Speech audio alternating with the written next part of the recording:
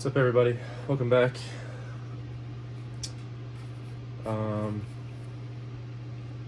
You guys probably don't care, but today is my second to last day of work for the summer before I go back to school, so I'm excited. Today, this video is going to be about what is a moment. So, moment is a big part of statics, obviously, if you haven't heard about it yet. First, I'm just going to start with some assumptions we usually do in class. So, obviously, x is positive and to the right, y is positive upwards. And then your moment is positive in the counterclockwise direction, and then clockwise, so going this direction, is negative. Those are some assumptions your teachers will probably force you to use. Okay, so what is a moment? A moment is a fancy name for torque.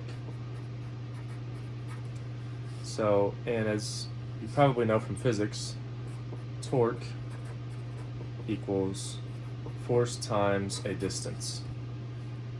So let's say you have a point you are trying to analyze, and you have a distance to a force.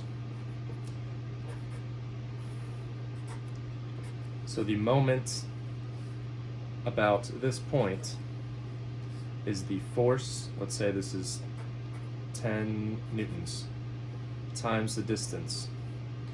So the moment would be, let's say this is 5 meters. So you could say this is 50 Newton meters is the moment. Okay, so the reason that you might use a moment is, let's say you're looking at a free body diagram and you have a force of 50 newtons.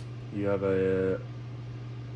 another force of 20, or no, let's say we don't know this. Let's say this is A, we'll call this A, and we'll call this B. So you have, so then when you're doing your equilibrium equations, when you're summing your forces in the y direction, you're going to have, let's do the positive direction first. You're going to have 50 newtons plus B equals, I always like to do the positives first and then set those equal to the negatives, because these need to equal 0 because it's statics and everything needs to stay. Nothing can be moving in statics. That's the whole point of statics. So the forces should all equal 0. So you set your positives to your negatives.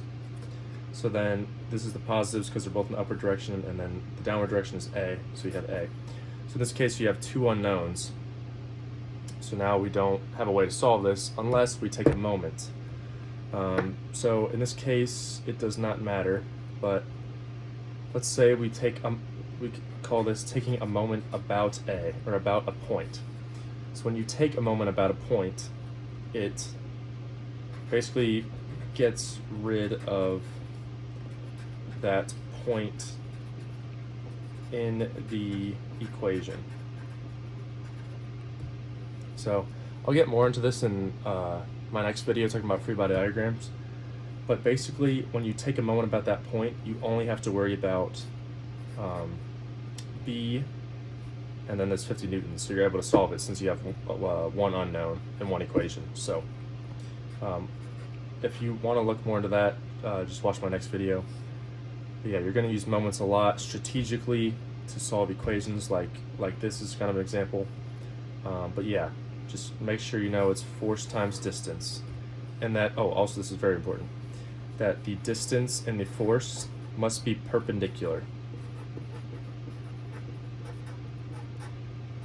And your professor will most likely give you perpendicular examples just to make it easier for you to learn this and get a grasp on it. But they always must be perpendicular. So thank you guys for watching. Have a good day.